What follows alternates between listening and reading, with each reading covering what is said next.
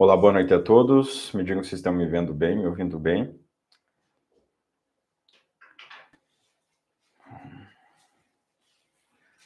Então, hoje nós vamos continuar tratando das orações e vamos introduzir sobre o tema dos 10 mandamentos, né? Um dos assuntos mais importantes da nossa catequese. Na verdade, todos os assuntos que tratamos aqui são importantes, mas é um dos assuntos que costuma ter mais dúvida porque é onde entra mais a parte prática, né? Porque justamente essa seção, essa parte do catecismo, nós podemos nomeá-la como o que nós devemos fazer, né? Então, ou seja, os 10 mandamentos. Então, mas é preciso ter uma introdução, né, para nós entendermos o que são os mandamentos e, enfim, tudo que diz respeito a isso. Então, nós vamos, nessa aula, como nós tratamos da oração de forma geral, o que é oração, né? Tivemos uma aula aqui inteira falando só sobre isso. Nós tivemos uma aula falando sobre a oração do Pai Nosso, as 7 petições, né? O que nós devemos desejar.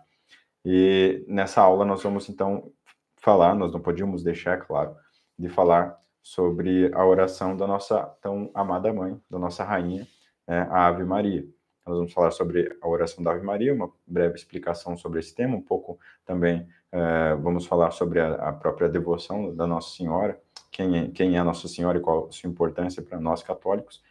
E vamos falar também sobre a intercessão dos santos, né? Porque nós temos também diversas orações para diversos santos, temos novenas, ladainhas, enfim, a devoção em geral para santos diversos, né? Vamos tratar um pouco sobre esse tema e depois, no final dessa aula, nós vamos introduzir, então, o assunto dos mandamentos. Já na próxima aula, nós vamos iniciar o próximo módulo, então, onde nós vamos tratar dos mandamentos, tá certo? Então, vamos iniciar com a nossa oração.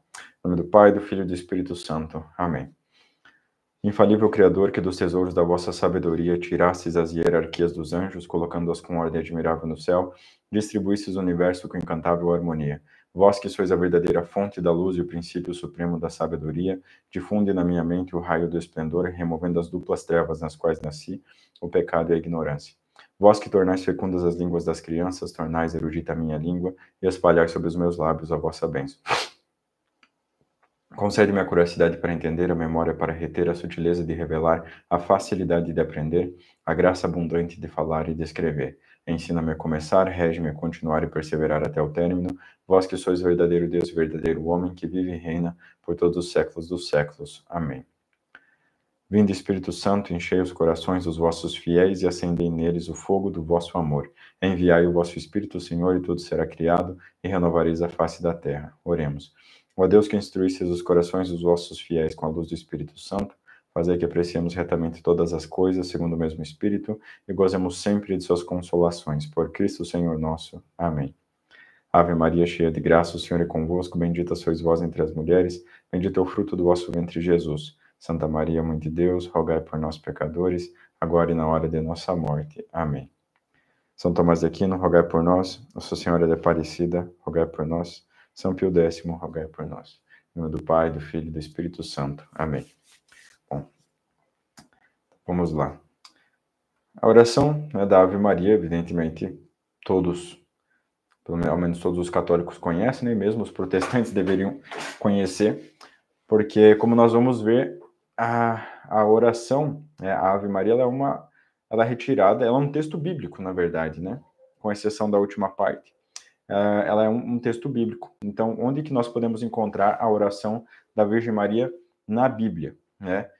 E esse, inclusive, é um excelente argumento para qualquer protestante, né? Claro que muitas vezes você vai se deparar com os protestantes argumentando, bom, mas vocês são idólatras da Virgem Maria, vocês adoram a Virgem Maria, e vocês... o católico ele não pode fazer imagem, quer dizer, o católico, né? Nós não podemos fazer imagens, e enfim, vem todo esse assunto, né? Sobre as imagens nós vamos falar quando nós tratarmos do primeiro mandamento, sobre a Virgem Maria cabe a nós falar, especialmente nessa aula, porque a oração da Ave Maria, né, que está presente, como eu disse, em grande parte no texto bíblico, ela refuta completamente qualquer uma desses argumentos, né, pelo próprio texto bíblico. Então, se o protestante ele aceita que o texto bíblico é a revelação divina e que tudo que está escrito ali foi inspirado pelo Espírito Santo, ele tem que aceitar essas palavras. E essas palavras, né, essas frases, na verdade, essas proposições aqui, tão simples, nós vamos ver que elas são muito cheias de significado. E qualquer pessoa que, com um coração sincero, buscando a verdade, se coloque a meditar nessas palavras, jamais poderá negar, né, a grandiosidade, né, e até mesmo o louvor, né, a honra e o culto que nós devemos à Virgem Maria, né? Então, por exemplo, a oração inicia assim: Ave Maria, cheia de graça. Então, essas são palavras do anjo Gabriel, né? Ou melhor, do arcanjo, né, São Gabriel, que nós encontramos no capítulo 1 do Evangelho de São Lucas, né, versículo 28. Então, Lucas 1, 28, nós encontramos Ave Maria, cheia de graça. Lembrem-se, não só esse texto aparece ali como sendo inspirado pelo Espírito Santo, ou seja, palavras do próprio Deus, Ave Maria, cheia de graça, mas também sendo expressadas pela boca do arcanjo São Gabriel. Então, o arcanjo São Gabriel, ele é como que o embaixador, né, entre Deus e os homens, ele quem vem trazer as notícias, ele quem vem trazer as boas novas. E ele vem trazer essa boa nova para a Virgem Maria, ou seja, que ela conceberia o Filho de Deus. Então, quando ele diz Ave Maria, né, ave seria uma saudação, né, como salve Maria, né, então, ele diz cheia de graça. Vamos colocar aqui num conceito mais filosófico, essas duas palavras, né, para não dizer três aqui, né, cheia de graça, né, ou seja, dois significados, dois conceitos aqui. Cheia, gratia plena, como nós falamos em latim, né,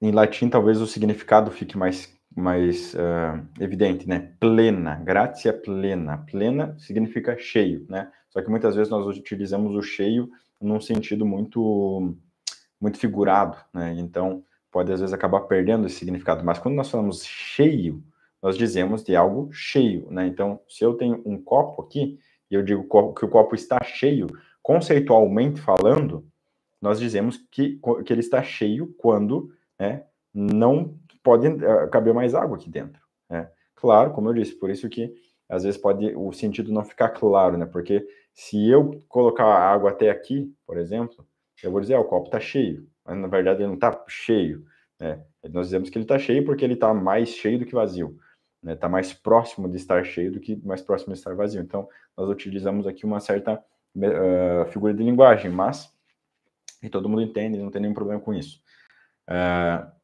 Mas o significado, o sentido mesmo de cheio, né, de gratia plena, significa cheio, algo que não pode ser receber mais, né? E é claro que aqui nós estamos falando de uma revelação do Espírito Santo, nós estamos falando de um arcanjo, né, que está, um arcanjo embaixador, né? Então, se nos embaixadores humanos são aquelas pessoas que mais sabem colocar as palavras, que mais sabem dirigir os termos exatos para significar, para expressar cada situação, quanto mais arcanjo São Gabriel, né? Quanto mais o embaixador do próprio Deus, né? Trazendo ali as palavras do próprio Deus. Então, quando ele diz cheio, ele diz cheio. Se ele quisesse dizer meio cheio, ele iria falar abundante, né, com muitas graças, enfim, mas não, ele usa gratia plena, gratia plena. Então, que significa aquilo que não pode receber mais graça. Então, o que isso significa, né? Além de que nós estamos falando de uma pessoa que tem tanta graça, mas tanta graça, que abunda tanto em graça, que o arcanjo São Gabriel chega para essa pessoa e diz, cheia de graça. Parem e pensem, meditem no que significa isso. Além disso, nós temos que entender o seguinte, já aqui, então, trazendo essa conceituação dentro do entendimento já da interpretação e do conhecimento que nós temos a respeito da doutrina católica. Quando nós falamos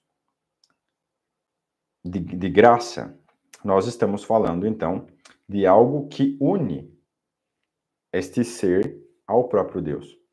Porque como nós entendemos lá nas primeiras aulas, toda a perfeição existe em Deus. Deus é perfeitíssimo, né? Deus é absolutamente perfeito. Significa que toda a bondade possível existe em Deus, né? Se nós pegarmos toda a bondade que existe no mundo, todas as perfeições de todos os seres, a força, a velocidade, a grandeza, a beleza, a multiplicidade, enfim, tudo, a variedade, melhor dizendo, né? Em Deus existe tudo isso e muito mais, né? De tal forma que toda a perfeição que existe nesse mundo, na verdade, é um exemplar muito fajuto, muito abaixo daquela perfeição que existe em Deus, né? Que existe no mundo para representar aquela perfeição de Deus, de forma limitada, né? Então, assim, as abelhas, por exemplo, elas representam, né? Elas expressam, melhor dizendo, para nós, por meio dos sentidos, já que nós não podemos ter apreensão espiritual própria, né, como os anjos, elas expressam sensivelmente toda aquela ordem, toda aquela beleza, né, que existe em Deus. A beleza dos passarinhos, o canto dos passarinhos demonstra toda aquela beleza, aquela criatividade que existe em Deus, né, a ordem do universo, enfim, tudo isso, como nós já conversamos nas aulas anteriores, elas expressam uma perfeição que existe em Deus, só que em Deus existe de forma muito, infinitamente mais elevada. Então, toda a perfeição que existe vem de Deus. Quando nós falamos de graça, nós estamos falando justamente de uma perfeição que é como que colocada a mais na pessoa, além da natureza, né? E quando nós dizemos além da natureza, não é que vá contra a natureza, mas é que eleva essa natureza. E quanto mais graça tem, mais eleva essa natureza além ou acima de si mesmo, né? A graça, ela eleva o homem acima de si mesmo, ela eleva o anjo acima de si mesmo. Ela leva a criatura a um nível que ela não poderia chegar por si mesma. E quando nós falamos, então, dessa elevação, nós estamos falando justamente de uma aproximação de Deus. Porque se toda a perfeição que existe vem de Deus, então quando a criatura é elevada, ela mais se aproxima de Deus. Como assim mais ela se aproxima de Deus? Quando nós falamos se aproxima, nós não estamos falando se aproximar no sentido em que, por exemplo, a minha mão se aproxima da minha mão. Porque aqui nós estamos falando de uma aproximação física. É claro que nós, sendo animais, sendo homens, né, animais racionais, tudo aquilo que nós entendemos, nós precisamos partir do que nós entendemos com base no mundo físico, com base nos corpos. É assim que funciona. Então, é claro que quando eu digo aproximação, o que você vai imaginar? Uma coisa se aproximando fisicamente da outra. Só que, depois que nós entendemos que uma coisa se aproximar da outra é justamente um corpo chegar próximo dele, nós podemos entender que existem outras formas de aproximação. Por exemplo, você entende que um número é aproximado do outro. Por exemplo, o 9 é mais aproximado do 10, né, em relação ao 8 ou ao 5, por exemplo. São números mais aproximados do 10.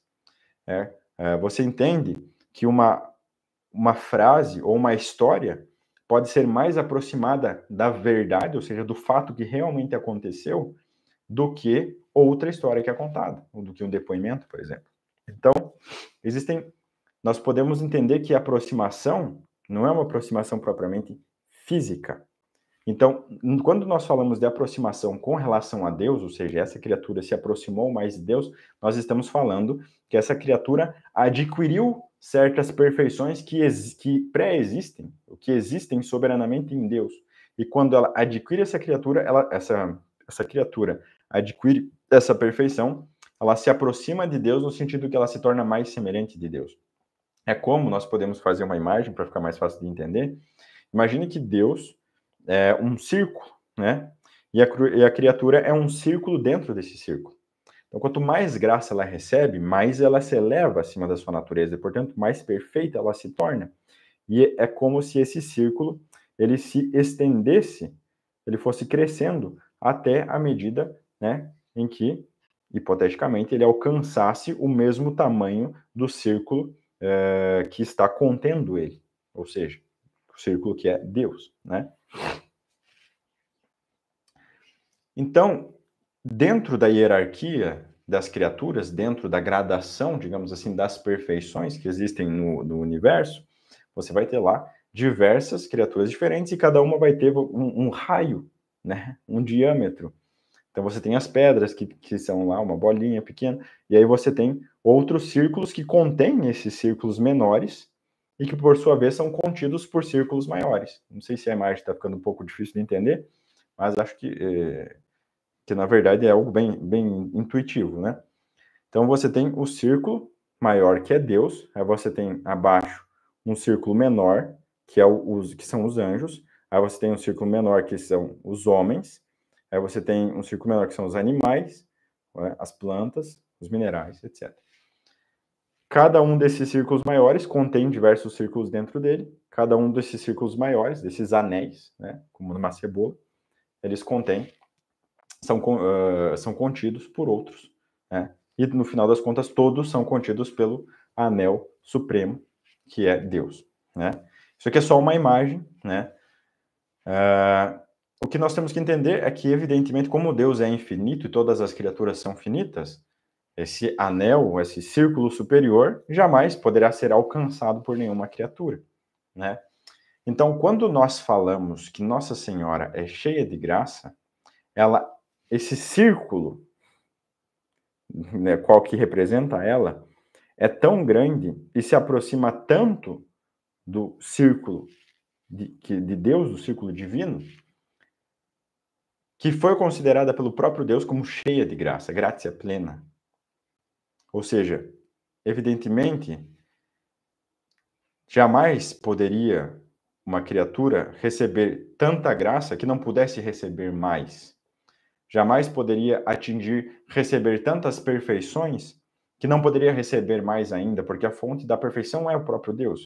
Então Deus dá uma determinada quantidade de perfeição, né? Ainda fica faltando muito que Deus poderia dar. Mas, evidentemente, Deus jamais vai se dirigir, vai sequer cogitar fazer o que é impossível. Então Deus, é claro, jamais quereria dar toda a graça possível para uma criatura, porque isso simplesmente não é possível. Ele pode dar muito e ainda vai faltar muito mais. Então, qual que é a medida? A medida máxima é aquela que Deus estabeleceu. Na sua sabedoria eterna, Deus precisa decidir, olha, a medida de graça máxima, a medida mais elevada que uma criatura pode atingir de perfeição é essa. Por quê? Porque eu quero. Simples, não tem outro motivo. Né? Claro, certamente há outros motivos que a sabedoria de Deus conhece e que nós jamais vamos entender. Mas, no final das contas, existe esse motivo, que é Deus quer. Deus quis assim. Certamente há razões, mas a principal delas é, bom, Deus decidiu, Deus tinha que decidir uma determinada medida, Deus decidiu essa. Poderia decidir outra, mas ele decidiu essa medida. Então, quando nós falamos que a Nossa Senhora é cheia de graça, nós estamos dizendo isso. Olha, existe uma medida de graça, de perfeição que Deus decidiu. Olha, a maior das criaturas vai receber isso. E é isso que Nosso Senhor, deu para Nossa Senhora. Ou seja, esse todo que Deus quis disponibilizar. E todas as outras criaturas, então, não importa quão elevada ela seja pela sua natureza, ou mesmo pela graça, estará então abaixo de Nossa Senhora. Porque só Nossa Senhora, ela é cheia de graça, ela é gratia plena, né? Nós, é claro, podemos entender isso, porque ela é a mãe de Deus. Ela gerou o verbo divino, como nós já conversamos nas aulas anteriores. Ela é ninguém mais, ninguém menos do que a mãe de Deus, né? Por isso mesmo, vem na sequência. Ave Maria, cheia de graça. Ave Maria, cheia de graça, o Senhor é convosco. Bendita sois vós entre as mulheres. Então, bendita sois vós entre as mulheres, porque qual é o papel principal da mulher? Justamente conceber, dar à luz, ter filhos, né?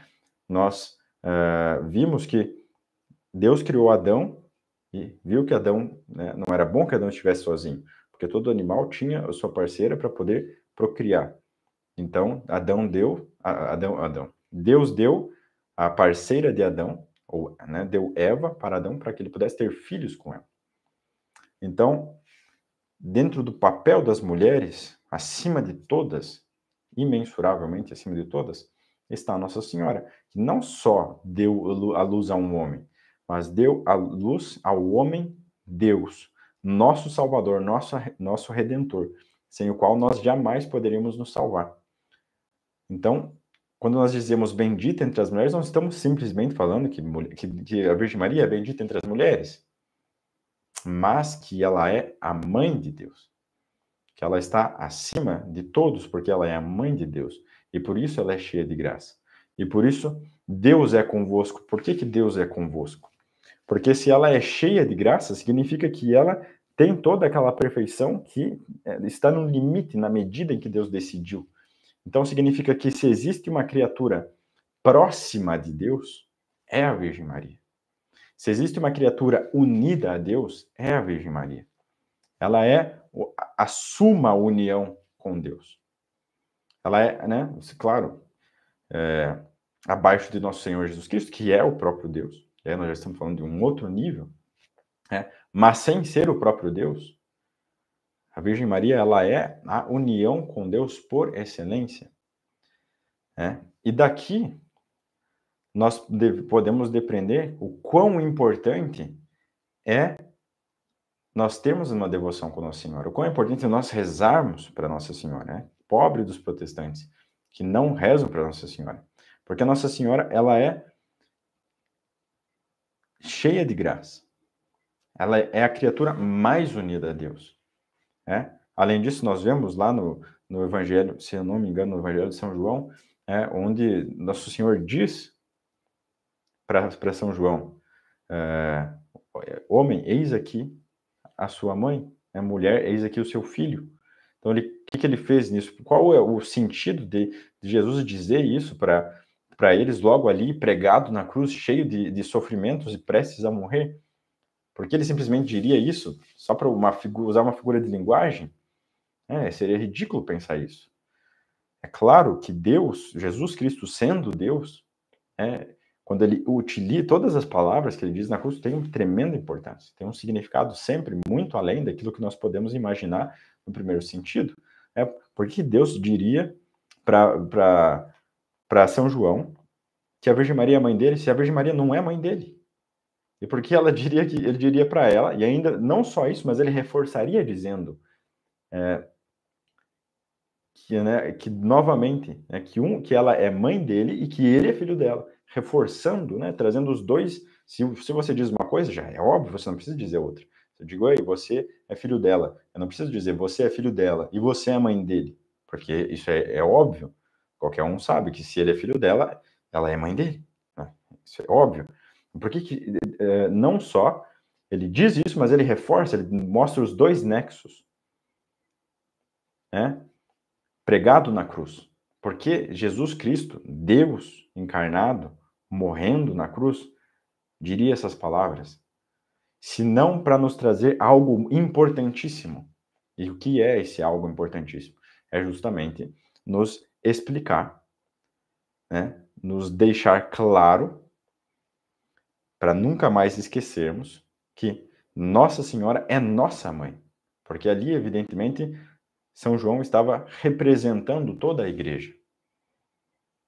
Então é por isso que Jesus, nesse momento de agonia, diz algo que aparentemente parece ser sem sentido. Mas quando nós entendemos, não, olha, na verdade ele está dizendo a importância que todos nós temos de ser devotos de Nossa Senhora, porque ela é nossa mãe, porque ela é mãe da igreja. E, portanto, ela nos trata como filhos. E nós devemos, então, agir como filhos para com ela. E pedir todas as graças que nós precisamos, porque não existe ninguém mais unido a Deus do que ela. Não existe ninguém que pode interceder mais por nós do que ela. E depois, como a própria igreja declarou, Nossa Senhora, ela é medianeira de todas as graças. Significa que nós não recebemos nenhuma graça sem a intercessão de Nossa Senhora, sem a mediação de Nossa Senhora. Se algum dia nós recebemos alguma graça, lá estavam as mãos de Nossa Senhora nos entregando, distribuindo essas graças. Porque Nossa Senhora, ela é dona de todas as graças, porque ela é cheia de graça, ela é graça plena, todas as graças estão com ela. E ela, portanto, quem tem a direção, digamos assim. As graças não vêm propriamente dela, porque a Nossa Senhora é uma criatura, ela depende de Deus, que é a fonte dos bens e das graças, mas Nossa Senhora ela é medianeira de todas as graças. Isso é um dogma da Igreja Católica. Então, quão é importante nós termos uma devoção profunda com Nossa Senhora, nós devemos pedir, na verdade, todas as graças para Nossa Senhora, porque ela é que é a medianeira. Ela é a nossa medianeira e a nossa intercessora, né? Porque ela está mais próxima de nós do que Deus. Né? Ela é a criatura, por excelência, próxima de Deus, no entanto, ela ainda é, sim, mais próxima de nós, porque ela é criatura como nós, ela é um ser humano como nós, e não só isso, mas ela é nossa mãe. Então, vejam bem, que privilégio que nós temos de termos a nossa mãe no céu. E não só termos a nossa mãe no céu, mas sendo a nossa mãe a medianeira de todas as graças, a tesoureira de todos os tesouros divinos. Então, se nós precisamos virtudes, se nós precisamos conhecimento, se nós precisamos dinheiro, se nós precisamos emprego, né? Enfim, nós precisamos de um marido, de uma esposa, filhos, saúde, qualquer coisa. É a Nossa Senhora que nós devemos pedir. E a Nossa Senhora ela deve estar sempre na nossa boca. Né? Nós devemos ter um diálogo contínuo durante todo o dia. Né? Poxa, me veio uma tentação. Minha mãezinha, me ajuda com isso. Estou com uma dificuldade. Minha mãe, não é assim que uma criança faz? O tempo todo, o dia inteiro, chamando mãe, mãe, mãe, mãe, mãe. E é justamente assim que nós devemos ser. E ao contrário de nossas mães, que muitas vezes se cansam tanto das nossas solicitações, Nossa Senhora jamais se cansa. E nós podemos ter comprovação disso porque Nossa Senhora jamais se cansa de nos atender. Quem é devoto de Nossa Senhora sabe quantas vezes você pede e quantas vezes você é atendido. É praticamente todas. Né? E quem tem o hábito de fazer isso sabe, a coisa é imediata. Né? É imediata. Posso até fazer um testemunho aqui para vocês. Vocês sabem, eu sou uma pessoa de estudo, né? Eu estudo todos os dias, e não tem uma vez, até hoje, sim, falo aqui de coração aberto, nunca houve um momento em que eu não conseguisse entender alguma coisa, em que eu pedisse a Nossa Senhora e no momento seguinte eu não entendesse. Nunca houve. Eu não consigo dizer para vocês, olha, aquela vez eu acho que isso aconteceu. Falando de coração aberto, eu não consigo simplesmente encontrar um momento. Às vezes a coisa que eu penso assim, bom, eu vou pedir, mas, bom, provavelmente não vou entender, porque está muito complicado isso aqui. Mas aí eu terminar de rezar, eu reler a coisa e entender. É uma coisa impressionante. E Nossa Senhora, ela é assim. Então, que nós pedimos, Nossa Senhora nos dá, e nós temos que pedir sempre. É claro, às vezes, principalmente com relação a coisas materiais, a bens materiais, muitas vezes não. Na verdade, não é assim. Na verdade, a maioria das vezes nós somos atendidos, mas algumas vezes nós não somos. Ou pelo menos nós não somos atendidos tão rápido quanto gostaríamos. A gente pensa, poxa, não fui atendido. Mas é que às vezes simplesmente só não chegou na hora que você achou que deveria chegar. Então, porque, bom, nós sabemos, com relação aos bens materiais, Nossa Senhora e Deus, eles não estão obrigados, eles não se comprometeram a nos dar tudo que nós queremos materialmente. Né? Eu quero ser presidente da República, eu rezo todos os dias e nunca sou eleito. Bom, Deus tem os planos dele, e isso não é obrigado. Agora, com relação às virtudes, com relação, enfim, a diversas coisas relacionadas especialmente a isso, vocês verão, a intercessão é sempre muito rápida. E peçam sempre que vocês serão atendidos. Peçam com confiança e com constância. Além disso, nós temos a intercessão dos santos, então. Perdão, acabei pulando aqui. Existe também a terceira parte dessa oração, que diz o seguinte: Santa Maria, Mãe de Deus, rogai por nós pecadores agora e na hora de nossa morte. Amém. Então, Essa parte, ela não existe na Bíblia, né? Ela é algo que a igreja adicionou depois, porque ela é justamente uma rogação da igreja, né? Ela é a igreja pedindo intercessão para sua mãe, então. Se nós temos uma mãe, e se nós temos uma mãe no céu, o que nós devemos fazer se não pedir a intercessão dela, para que nos ajude? Se ela é tão próxima de Deus e a nossa mãe, o que nós devemos fazer se não pedir a sua ajuda? Pedir o seu auxílio, pedir as suas graças. E o que nós deveríamos pedir, se não que ela nos alcançasse a salvação? Essa é a coisa mais importante que nós devemos pedir, evidentemente. E por isso a igreja já colocou isso nessa oração, né? Santa Maria, Mãe de Deus, né? Vós que sois a Mãe de Deus, então rogai por nós que somos pecadores e precisamos alcançar a salvação, agora e na hora de nossa morte, né? Então, agora, e especialmente na nossa morte, porque que fique evidente, né, do que se trata. Ou seja, nós estamos pedindo e nós devemos pedir, principalmente pela nossa salvação. Esse é o principal. Tá bom? Então, para não deixar essa aula mais longa, vamos tratar então sobre a intercessão dos santos. Então, como eu expliquei aqui com relação a Nossa Senhora, quanto mais perfeita uma criatura ela é, mais próxima de Deus ela está. Então, com relação aos santos não é diferente. Se nós temos esses círculos, né, que abrangem aquelas criaturas inferiores, né, e que são abrangidas pelas superiores, o mesmo se dá com relação aos santos, né? Então, cada santo ele tem um grau diferente de graça, de caridade, ao qual ele alcançou ao longo dessa vida, né? Todos nós estamos nessa corrida, então as boas obras que você faz, as orações e tudo mais, elas vão granjeando méritos para você, e esses méritos eles vão se reverter sempre num aumento de graça santificante, num aumento de caridade, que vai ser definido, que vai chegar ali no seu ponto final, né? Ou seja, no momento onde ele nem cresce nem diminui, na morte, né, de cada um de nós. E aí, quando nós morrermos, então, se Deus quiser, nós vamos para o céu, e chegando lá, nós vamos ter lá um determinado nível de caridade, né? E conforme, então, o nosso nível de caridade, o nível de caridade dos santos, existe toda uma hierarquia ali dentro. Quanto maior essa hierarquia, mais próximo esse santo está de Deus, né? O interessante é que Deus colocou isso de forma absolutamente diversificada. Existem aqueles santos que têm um grau absolutamente grande, tem aqueles santos que têm graus um pouco mais modestos e tudo mais. Todos são santos, todos estão unidos a Deus, mas uns são mais unidos que outros. Só que, com relação a nós, existem santos que, por assim dizer, estão mais próximos de nós. Por exemplo, se alguém é pai de família, nesse sentido, São José é mais próximo de você. E nós podemos perceber isso nas relações humanas, né? Por exemplo, vou dar um exemplo aqui, um pouco tosco, mas vai explicar bem. Eu sou praticante de artes marciais desde a adolescência, né? Já passei por diversos campeonatos e tudo mais, então é uma coisa que muito presente na minha vida, né? Subir num ringue, disputar um campeonato e coisas do tipo, são coisas presentes na minha vida, são diversas memórias, lembranças que eu tenho. Quando eu vejo alguém que comenta comigo um assunto, se eu vejo alguém na mesma situação, evidentemente eu me identifico. Por que eu me identifico? Porque eu me lembro, poxa, eu já passei por isso. Eu sei como é difícil, eu sei quais são as dificuldades, eu sei qual é a alegria de você conseguir conquistar certas coisas, né? Eu sei quais são as dores, né, que você precisa passar nesse processo e tal. Então, é natural que eu me identifique, porque todos nós amamos aquilo que nos é semelhante, e isso é natural, né? A própria Escritura diz, né? Todo animal ama o seu semelhante.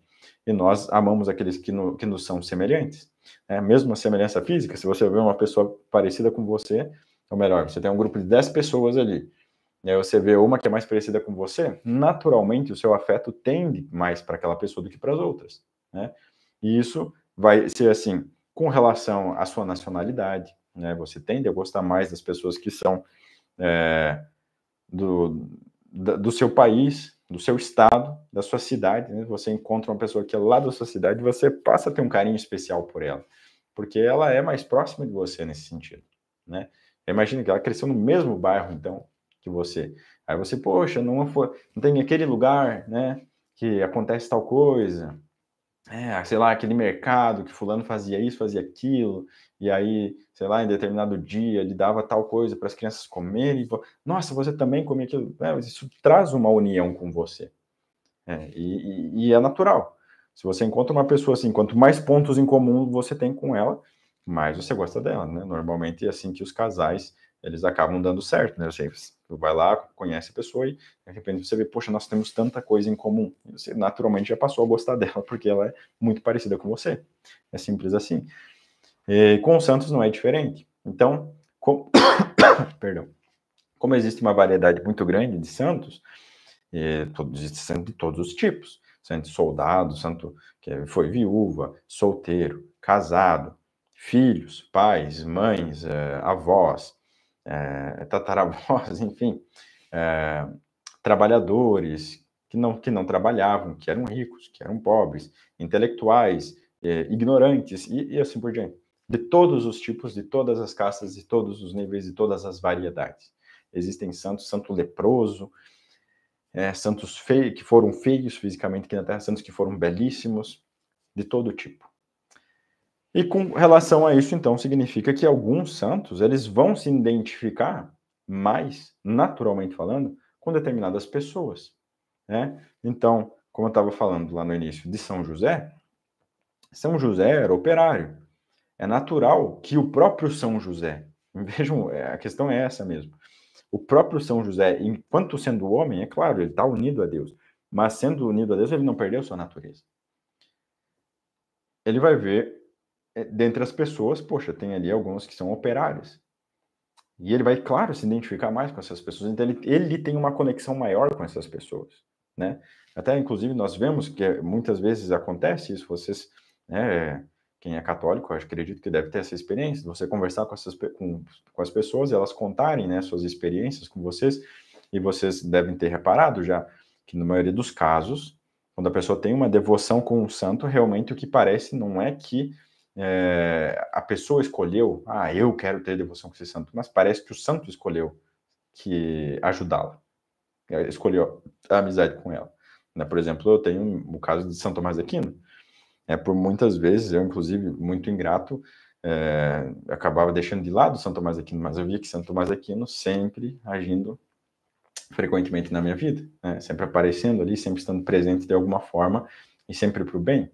Então, você depois começa a reconhecer, poxa, né, realmente eu vejo a intercessão desse santo na minha vida, mesmo que às vezes eu nem reze, não peça, ao menos como deveria, mas aquele santo está ali intercedendo por você e tudo mais. Então, uma certa amizade que se torna, que vem. E aí, talvez nós pudéssemos dizer que vem mais do santo para conosco do que nós para com o santo, que é natural, inclusive, porque nós, enquanto estamos aqui, nós somos muito ruins, né? E pelo menos eu digo por mim mesmo. Eu sei quanto eu sou mesquinho, quanto eu me preocupo só com os meus problemas. Mas o santo, ele está lá, ele já está com visão beatífica, ele está no céu, não tem mais nenhum problema. Ele olha para nós aqui, é claro, com compaixão. E, poxa, quem eu posso ajudar aqui? Dessas pessoas que eu posso ajudar, quem eu quero, por quem eu quero interceder mais, ele vai ter justamente essas escolhas que vão acabar influenciando. Com certeza vão influenciar. Com esse nexo de proximidade. Então, veja como é lindo isso, maravilhoso, na verdade. Justamente o dogma que a igreja nos ensina, a comunhão dos santos. Né? Ela é feita de forma variada, existem muitos santos, nós nem sequer vamos conhecer todos, ao menos não nessa vida, mas nós vamos ter ali uma devoção especial para cada um, para certos santos, e aí cada um vai ter com seus, e aí são experiências diferentes, ninguém pode escolher. Né? O que é essencial claro, nós temos devoção a Nossa Senhora, né, a São José, que é o proto, ele recebe o culto de proto do Lia, né, ele está abaixo de Nossa Senhora, vem São José, né, e aí depois todos os outros santos, né. E aí temos as devoções mais, assim, normais, de certa forma, obrigatórias da igreja, né, Nossa Senhora, São José, São Miguel Arcanjo, os santos arcanjos, né, nosso anjo da guarda, né, e aí depois a coisa se diversifica imensamente. Então, como o santo ele está no estado de visão beatífica, né, quando você está em estado de visão beatífica, você está unido a Deus e você participa da vida divina. Você participa dos dons divinos, isso que é maravilhoso. Você participa da vida divina, significa que se Deus sabe uma coisa, você sabe também. É claro que existe sempre uma distinção aí, em sentido de grau, de nível, né? Você nunca sabe tanto quanto Deus, mas você participa do conhecimento de Deus, numa determinada medida, né? Aquela que mais participa do conhecimento de Deus é Nossa Senhora. Por isso nós dizemos, né, que Nossa Senhora ela é onisciente, ela é onipotente, porque ela participa do poder de Deus, ela participa do conhecimento de Deus, e isso em que medida? Na maior medida a qual Deus dispôs. E abaixo vem todos os outros santos, então, cada um na sua medida. Então, quando nós rezamos para um santo, como é que o santo ouve a nossa oração? O santo ouve a nossa oração porque Deus escuta tudo que existe, ele que sabe tudo que existe, e naquele momento isso é comunicado ao santo pelo próprio Deus. Deus comunica, olha, fulano está rezando por você aqui. E aí o santo, naquela visão, olhando para Deus, né? Não é que ele olha para cada coisa distinta, não. Ele olha para Deus. E olhando para Deus, ele vê todas as coisas, porque Deus é a causa de todas as coisas, e todas as coisas existem em Deus, como na causa. E, portanto, quando você conhece a Deus, você conhece todo o resto. Quando você vê Deus, e aí você vê Deus com a visão beatífica, ou seja, você vê Deus diretamente, então, você vendo Deus, você vê todas as outras coisas. Né? E aí, como, é claro, o santo ele não vai ver todas as coisas mesmo, ou seja, todas que podem existir, ele vai ver todas num determinado grau, numa determinada medida, aquela que Deus dispõe. Enfim, nós podemos discorrer aqui por muito tempo para poder dissertar sobre como se dá tudo isso, enfim, mas o fato é que nós rezamos, Deus escuta e transmite para o santo. E o santo ali, então, intercede, e Deus, se quiser, atende aquela intercessão, né, e nos dá aquela graça. Então, essa é a maravilha da nossa fé, né? A maravilha da intercessão dos santos, a intercessão da Nossa Senhora, a qual nós devemos recorrer todos os dias da nossa vida. Sem dúvida alguma, todos os dias da nossa vida, especialmente naqueles dias em que nós não queremos, que nós não desejamos, porque isso é sinal de que nós precisamos. Então, especialmente naqueles dias onde tudo está difícil, onde você não tem a mínima vontade de rezar, você não tem a mínima vontade de olhar para o céu sequer. Especialmente nesses momentos em que você mais precisa rezar, você mais precisa pedir. E aí, nem sempre é quantidade, mas é você pelo menos fazer o esforço de se dirigir a Deus, se dirigir aos santos, a Nossa Senhora, e pedir pela intercessão deles e pedir pela graça. Ok? Então, é isso. Então, para finalizar essa aula, eu quero fazer aqui uma breve introdução. Nós vamos falar depois mais sobre esse assunto, mas sobre o conteúdo que vai se iniciar de fato na próxima aula, tá? Então, só que para que na próxima aula nós já possamos entrar direto nesse assunto, essa aula aqui fica sendo simplesmente esse trecho, né? Fica sendo simplesmente uma breve introdução sobre o que são os mandamentos. Então, o que são os mandamentos? Nós dividimos aqui a doutrina em 3 seções principais. O que nós devemos crer, o que nós devemos saber, acreditar, as verdades que nós devemos crer, que nós devemos saber de forma sobrenatural, enfim, como quiser, que são ali os artigos do credo. O que nós devemos desejar, e aí nós incluímos aqui toda a oração, nós finalizamos aqui hoje, que vem dentro especialmente do Pai Nosso, né, da oração dominical. E agora, então, nós vamos iniciar uma próxima sessão, que é aquilo que nós devemos fazer, né? E isso nos é ensinado por meio dos 10 mandamentos, tá bom? Então, sobre os 10 mandamentos, acho que acredito que não precisa explicar, acho que todo mundo saiba, aliás, né, que os 10 mandamentos foram revelados por Deus, por meio de Moisés. Moisés é quem recebeu essa revelação foi gravada ali nas tábuas da lei, que foi depois apresentada ao povo judeu, junto com todas as devidas explicações, né? Talvez você acredite que o que existe é somente ali os 10 mandamentos, não. Deus deu os 10 mandamentos e Deus deu toda a explicação dos 10 mandamentos, né? Então você tem lá no Pentateuco ali todo, né, a explicação dos livros da lei e tudo mais. toda a forma que aquela lei se estendia ali com relação ao povo judeu, né?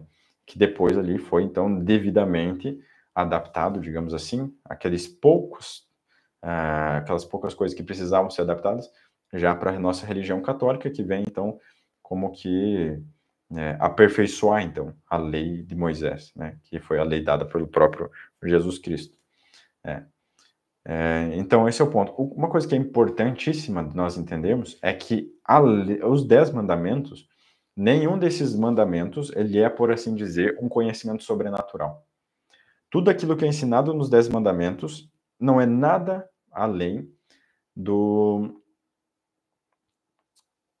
da lei natural, né? Nada além do que já está contido na moral natural. Ou seja, o que é isso? São Paulo, né, no primeira carta aos Romanos, ali no início da carta, ele explica ali qual a diferença entre como Deus julga os judeus e como Deus julga os não-judeus. E como, fazendo ali a acusação, como é que os judeus foram condenados e como é que os pagãos foram condenados, porque nenhum desses povos seguiu a Deus como deveria. No entanto, todos eles tinham uma lei. Como assim todos eles tinham uma lei? Quer dizer que os judeus receberam, os não-judeus, os pagãos receberam uma revelação também? Sim e não, né? Como assim sim e não? Não, porque os judeus, os não-judeus, os pagãos, eles não receberam as tábuas da lei, eles não receberam uma lei escrita, revelada pelo próprio Deus, né?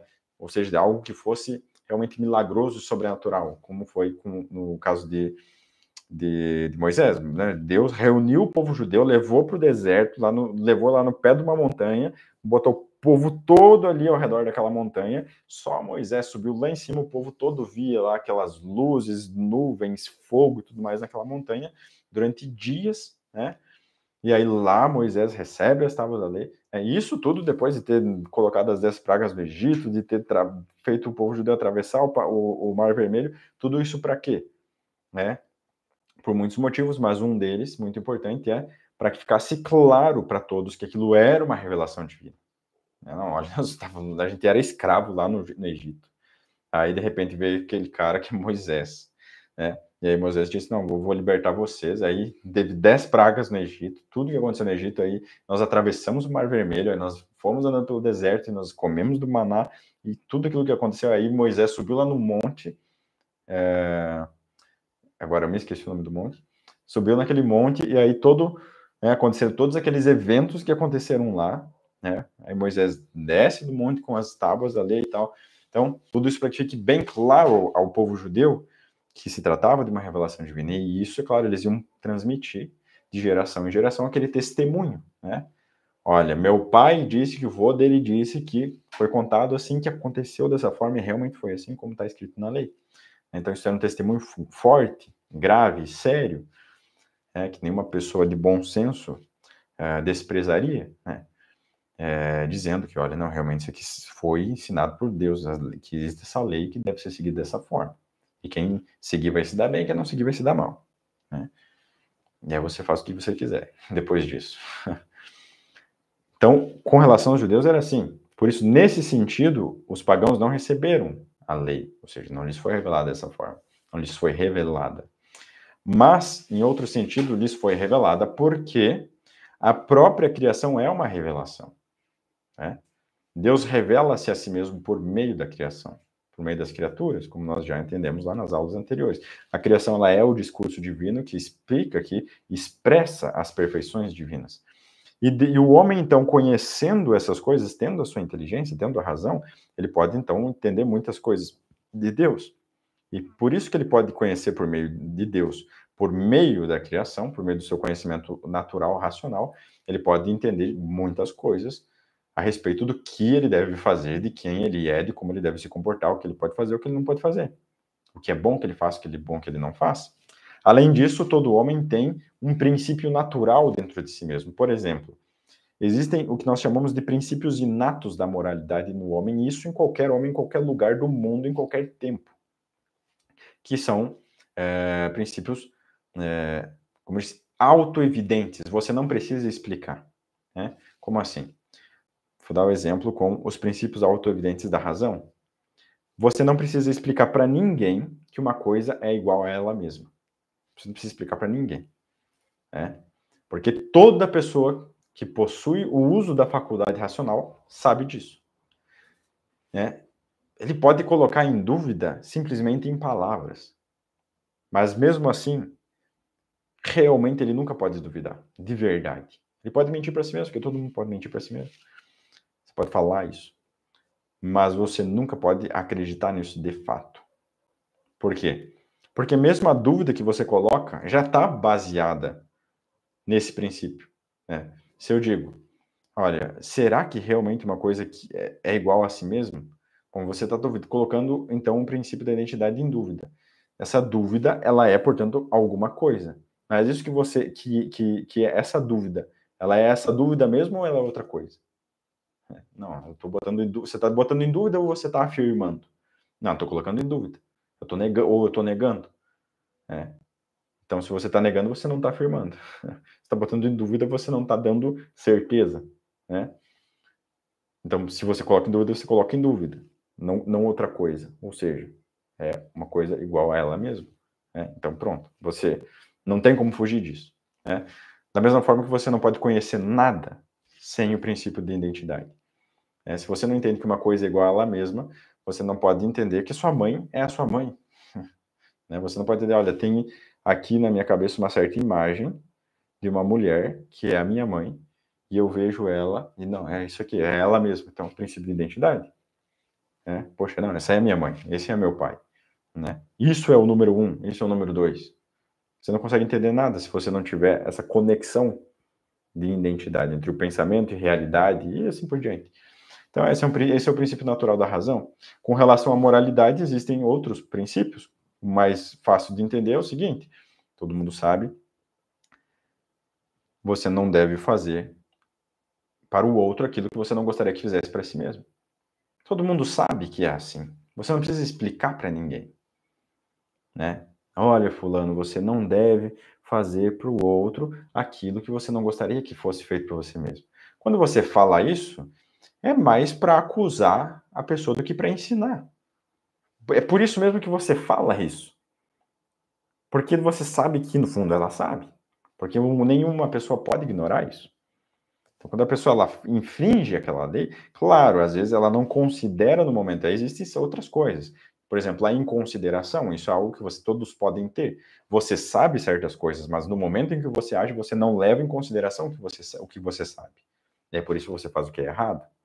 Então, se você perguntar, você não sabe? Bom, eu sei.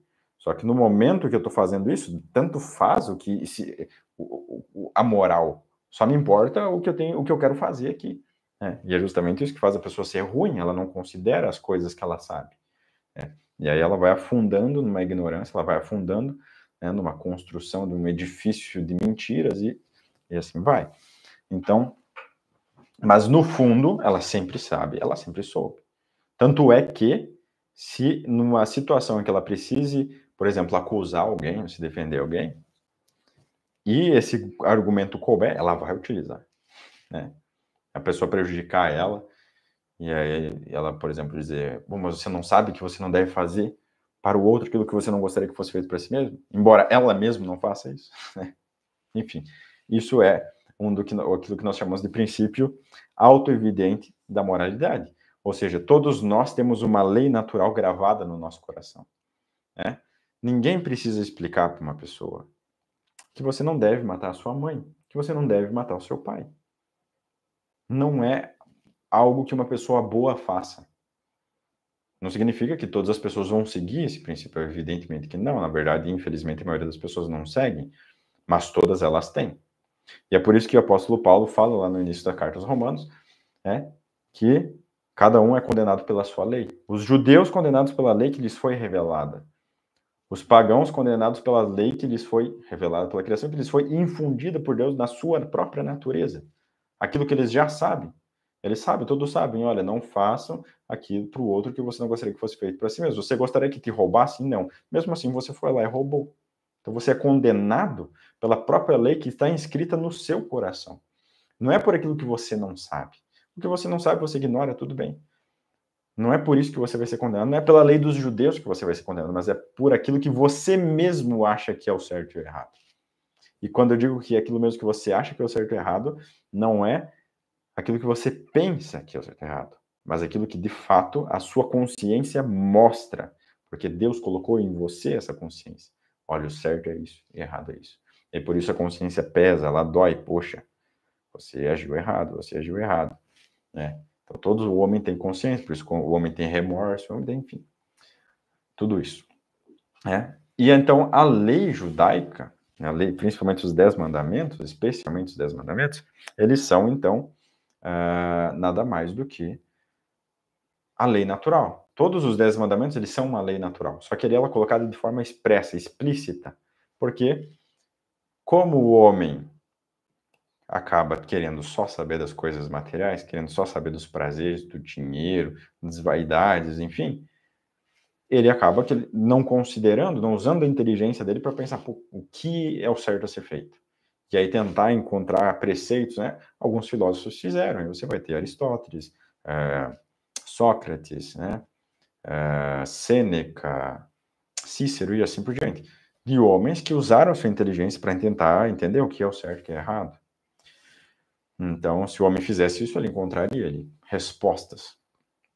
E colocaria ali, então, sentenças. Olha, deve fazer isso, não deve fazer aquilo. Mas como os homens não fazem, então, esse é um dos motivos pelo qual Deus trouxe ali a lei. Olha, não, vocês não precisam especular. E, inclusive, tem esse problema. Na especulação, muitas vezes, o homem erra. Né? Você vai ver lá os filósofos, às vezes, com a melhor das intenções, trazendo diversas coisas que são verdadeiras, absolutamente verdadeiras, como Sêneca, ensina muita coisa boa ali, muitas coisas muito boas mesmo, mas algumas coisas no meio que são muito erradas.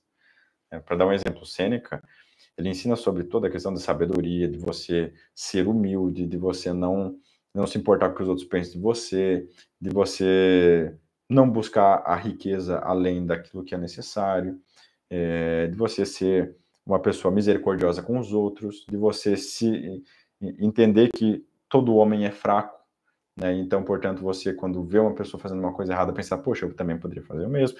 Ensina várias coisas que são, na verdade, maravilhosas, né? E de uma forma maravilhosa ele ensina. Mas aí lá no meio, de repente, você está lendo o livro dele e diz, não, mas o suicídio é uma coisa que é lícita, absolutamente lícita e, na verdade, louvável até em certos momentos, já que o homem ele tem que ter o autodomínio, e se ele está numa situação que é muito complicada, muito difícil para ele, então nada melhor do que ele fugir dessa situação, tirando a própria vida. Só que isso está errado, está absolutamente errado, né? Porque o homem não tem direito sobre a própria vida, ele erra nesse ponto. O homem não tem direito sobre a própria vida. O autor da vida é Deus. O dono da sua vida não é você, é Deus. Então ele erra nesse ponto, ele acerta, sei lá, em 90%, ou mais do que isso, 98%, em 2% ele erra. Né? Mas ali fica uma coisa errada. Então, para não ter dúvida, Deus vem e revela. Olha, está aqui os 10 preceitos naturais. Então, os judeus receberam a revelação, e está aqui, nos 10 mandamentos, nós temos a lei natural, né? Revelada por Deus nos 10 mandamentos. É claro que essa lei natural, ela vai ter depois o que nós chamamos de... Tem certos preceitos que eles não são definidos, né? Então, por exemplo, é evidente para todo homem que se colocar a pensar sobre o assunto, que o homem deve culto a Deus. O homem deve cultuar a Deus, né? Agora, no momento que ele chega a essa conclusão, não existe uma forma dele encontrar assim, mas qual culto eu devo dar a Deus, né? Então, ele pode entender, olha, eu devo fazer oração, sacrifícios. Se você vê lá no templo de Abel e Caim, eles faziam sacrifícios a Deus, porque eles é uma coisa natural do homem. Né? Tentar entregar de alguma forma algo a Deus, que deu tudo. Né? Então, você tenta encontrar uma forma de culto, né? E aí fica aberto ali, digamos assim, a escolha do homem, desde que ele não tenha uma determinação do próprio Deus, como os judeus tiveram. Que Deus diz, olha, todo homem tem o dever de cultuar a Deus. Bom, isso é direito natural. Agora, você tem que cultuar dessa forma. oferecendo um carneiro dessa forma, assim, assim, assado, no altar assim, aí você corta desse jeito, aí você pega o sangue e respinga desse jeito, e assim, dá uma cerimônia, dá um rito, ou seja, ele dá uma forma para aquele mandamento que em si mesmo não é definido, ou seja, cultuar a Deus, tá? Mas cultuar a Deus pode ser várias coisas. Tá? Mas tem que cultuar dessa forma. Aí você entra já num quesito que não é direito natural, já passa a ser algo realmente, uma lei divina mesmo, né? Algo sobrenatural que só algumas pessoas tiveram e que lhes foi revelado. Bom, mas é isso, para não alongar demais essa aula, então ficamos com essas noções na cabeça, na próxima aula vai pensando sobre isso, na próxima aula nós vamos tratar melhor sobre esse assunto. Então é isso, meus amigos, fiquem com Deus, até a próxima aula, espero que essa aula tenha sido de proveito para vocês, fiquem com Deus, até semana que vem, tchau, tchau.